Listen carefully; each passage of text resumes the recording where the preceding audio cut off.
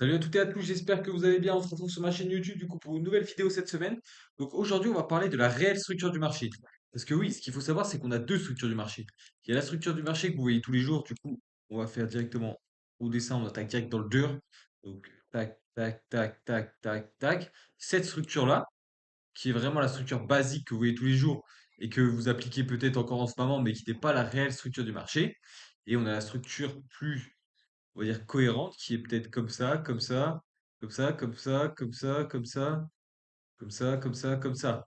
Voilà. Vous voyez, entre ces deux structures-là, c'est pas du tout la même chose. Là, c'est beaucoup plus linéaire et inversement, dans l'autre sens, si par exemple je la fais à la baisse, ça fait tac, tac, tac, tac, tac. C'est toujours linéaire, des bas de plus en plus bas, des hauts de plus en plus haut. À chaque fois, votre bas protégé est super simple à trouver, etc., etc. Non, ça fonctionne pas comme ça. Le marché, il fonctionne de cette manière-là. Et je vais vous montrer du coup dans cette vidéo comment on va pouvoir repérer cette structure-là et pourquoi ne pas utiliser celle-là et comment, en utilisant celle-là, vous allez avoir plus de rentabilité. Donc voilà, rentrons tout de suite sur les graphiques. Déjà, on va nettoyer soit que ce soit propre. Donc ce qu'il faut savoir, c'est qu'il faut réussir à déterminer la tendance. Donc là, comme vous pouvez le voir, le marché, il est haussier. Ok, pas de souci. Si par exemple, vous utilisez la structure dite basique, dite utilisée par tous les traders, hop, hop, tac, tac, tac, tac, on va la tracer assez rapidement. Hop, hop, hop, hop, hop, hop, hop, hop. On va s'arrêter là. Donc là, vous vous dites, ok, donc là pour l'instant je suis baissier, ok, je fais des bas de plus en plus bas et des hauts de plus en plus bas. Ok, intéressant. Donc là, je repasse haussier, ok, pas de souci. Maintenant ma structure elle se trouve là, là, maintenant, ensuite elle se trouve ici, ensuite ici. Donc pour l'instant, ce point-là est protégé. Ensuite c'est ici, ensuite c'est ici, ensuite c'est ici. Donc une fois que j'ai cassé ce point-là protégé, vous pouvez vous dire, ah bah je commence à chercher des ventes, je commence à capituler à la vente parce que j'ai cassé mon plus bas. Ok, intéressant. Donc vous avez des zones ici, donc là vous faites SL, vous avez des zones ici, vous faites SL, vous avez des zones ici, vous faites SL, et vous avez des zones jusqu'à là et vous faites sortir parce que ici on repasse au-dessus. Donc voilà. Donc là vous voyez que ça fonctionne pas. Donc, on va faire du nettoyage. Vous voulez peut-être d'autres exemples parce que vous allez dire ah tiens on ne croit pas, tape qu'un exemple au pif. Ok. Donc là par exemple on va se dire bon là le marché est trop court. Tac ici. Donc là vous dites la structure ok plus haut, plus bas, plus haut, plus bas, plus haut, plus bas, plus haut, plus bas, plus haut. Du coup, là, on casse. Tac, tac, on va nettoyer. Du coup, là, on a dit ici, donc, à ce niveau-là, on casse. Donc là, on repartira haussier. Et ben non, comme vous voyez, vous faites aisselle. Ici, vous êtes dit, par exemple, hop, dès qu'on casse ici, je repasse haussier. Dès qu'on casse ici, je repasse haussier. Non, le marché, il continue. Et comme vous voyez, en fait, ce qui fait le marché, c'est tout bête, hein. Ça va être extrêmement simple. À chaque fois qu'il vient, il vient prendre de la liquidité et il continue. Et ce qu'il faut savoir, c'est que pour qu'un lot soit protégé, donc là, par exemple, vous vous dites, ouais, il y a le Lola, il y a le Lola, il y a le Lola, il y a le Lola, il y a le Lola, il y a le Lola, il y a le Lola. Mais tout ça, donc celui-là, celui-là, celui-là, celui-là, celui-là, c'est tout de la structure interne. Donc vous ne devez pas vous fier à la structure interne, mais vous devez vous fier à la structure externe. Donc là, maintenant, je vais vous tracer avec des ellipses la structure externe. Donc ici, on a un plus. On va essayer de faire ça soft. Un plus bas. Tous ces plus hauts, là, je ne les considère pas. Ici, on a un plus haut. Donc là, ok, donc là, plus bas, plus haut. Et là, potentiellement, on aura un plus bas ici si on vient casser du coup ici. Si on vient casser ici, ce plus bas, je le considérais comme le plus bas protégé. Mais avant qu'on casse, pour l'instant, toujours dans cette leg-là. Pour moi, le plus bas là, pour l'instant, il sert à rien. Si à partir du moment où on va casser ici, ouais, celui-là, je le considérais comme un lot protégé. Donc si on casse en dessous, ok, là, je repartirai baissier. Mais tant qu'on n'a pas cassé en haut, c'est ce point-là qui est protégé pour moi. Comme vous voyez, c'est pas du tout la même structure. Tout ce qui est en interne, je m'en fous, ça m'intéresse pas. Et de plus, tout ce qui est en interne, on va pas dire je m'en fous, parce que tout ce qui est en interne, ça me sert de liquidité.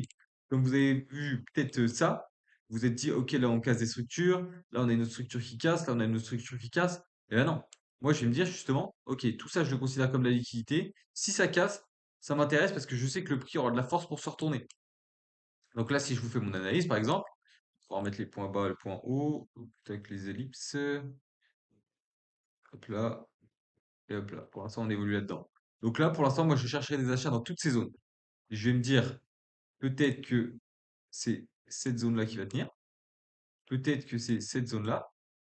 Peut-être que c'est cette zone-là. Le prix peut très bien continuer à monter. Toi qui m'as pas fait de plus haut là, moi ça m'intéresse pas. Je chercherai dans tous les cas des achats, des achats, des achats, dans tous les cas. Ce sera de l'achat pour moi. Et une fois qu'on casse ici, par exemple, ok, là je peux me dire, ok, bah là je cherche des ventes, mais pas avant. Et une fois qu'on casse ici, comme je vous l'ai dit, et ben ça sera le point là que je chercherai protéger. Du coup, j'aurai peut-être des achats ici, peut-être des achats, disons, ici. J'en ai peut-être ici à prendre, je sais pas. Et ainsi de suite, peut-être que j'en aurai ici à prendre, peut-être que j'en aurai ici, j'en sais rien. Mais dans tous les cas, je suivrai la tendance. Je vais pas essayer de chercher des retracements, essayer de capitaliser sur ça là. Ça m'intéresse pas de vendre. Ça m'intéresse pas de vendre non plus, ça non plus, ça non plus. Parce que c'est beaucoup plus risqué que si moi je cherche mes achats qui ont une plus grosse probabilité de passer. Donc voilà pour la vraie structure. On va faire d'autres exemples hein, pour vous montrer que c'est réel ce que je vous raconte. On peut aller sur d'autres P, hein, n'importe lesquels. Si j'efface, on va prendre OK, haute CHF. Si c'est pas un range, OK, intéressant. Donc là, qu'est-ce que vous voyez? Là, vous dites OK, tac, on a cassé ici, on repasse à l'achat. Bah, clairement pas. Parce que moi, la structure, donc ça on va nettoyer. Ouais. La structure pour moi, elle est comme ça. Donc là, on va prendre le stylo. Donc là, on a un point haut ici, un point bas ici. Dès qu'on va recasser ici, ce point-là, il sera considéré comme un point haut. Du coup, on recasse. OK. Donc ici, pour l'instant. Donc pour l'instant, mon, mon espace de travail, disons, ça va être entre ce point-là et ce point-là. Par ailleurs, et je chercherai, vous avez pu comprendre, que des ventes. Que des ventes. Si par exemple, on vient casser ici. Ok, là pourquoi pas chercher des achats. Mais tant qu'on réagit par exemple ici, même jusqu'à là, je chercherai toujours des ventes. Donc voilà comment la structure que j'utilise moi. Et comme vous pouvez le voir, si vous utilisez la structure dite basique, bah, là vous allez chercher, vous allez dire ok bah là ça casse. Donc là je commence à chercher des achats ici, je commence à chercher des achats ici, je commence à chercher des achats ici. Et en fait moi, pour moi ce que le prix va faire, il va venir dans votre zone. Ok, il va faire une petite réaction et il va la casser. Il va revenir dans la zone d'après, il va vous faire peut-être un petit retracement, et il va la casser. Et ainsi de suite jusqu'à venir chercher. Donc vous voyez, c'est la tendance qui domine. Il faut prendre la tendance de fond. Et je vous ai pas dit aussi, la tendance, prenez-les sur des grandes time frames, pas sur des petites time frames. Si vous allez en M1 par exemple, là, vous avez des tendances dans tous les sens, ça s'inverse dans tous les sens, c'est impossible à comprendre. Pour moi, c'est super dur à comprendre si vous arrivez directement sur le marché en M5, M15, M1. Même pour du scalping, il faut commencer sur des time frames, par exemple, commencer en H4, H1, M5, M15, voilà.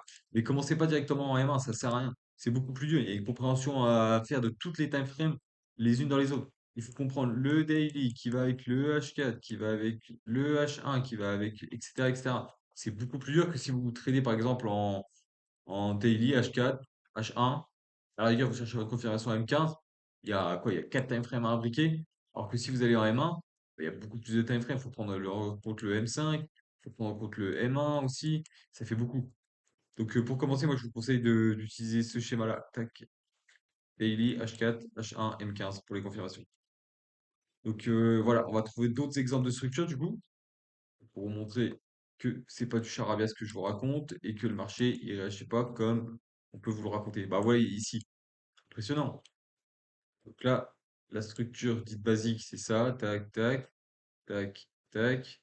Donc déjà, il y a une première cassure ici, on pourrait se dire je repasse bullish. Eh ben non.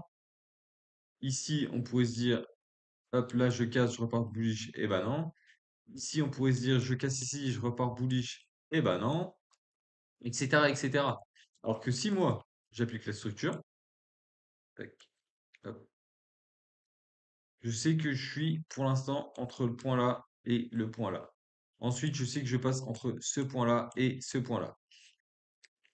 Tac. Et là, comme vous pouvez voir, ça marche pas à chaque fois. Parce que là, même moi, je me serais fait avoir. Par exemple, ici, je me serais dit, je casse, je repasse acheteur. Ouais, j'aurais pu capitaliser ici pour prendre des achats, mais ensuite il repart à la baisse. Ok, intéressant. Mais au moins, je me suis pas fait avoir une fois ici, une fois ici, une autre fois ici, encore une autre fois ici. Je me suis pas fait avoir 4 fois. Je me serais peut-être fait avoir une fois, mais j'aurais réussi à vendre tout ça.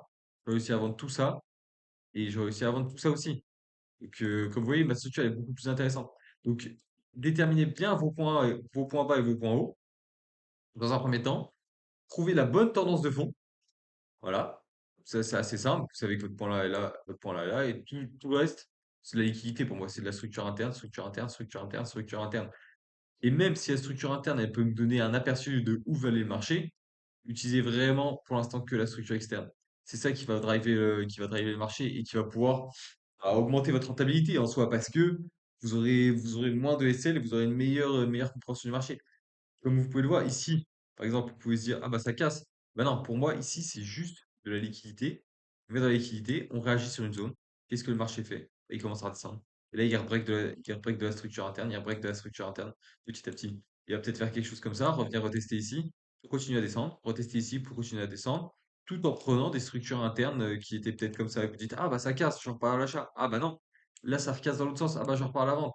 Et finalement, il repasse un peu au-dessus, et bah non, ah bah non, etc., etc.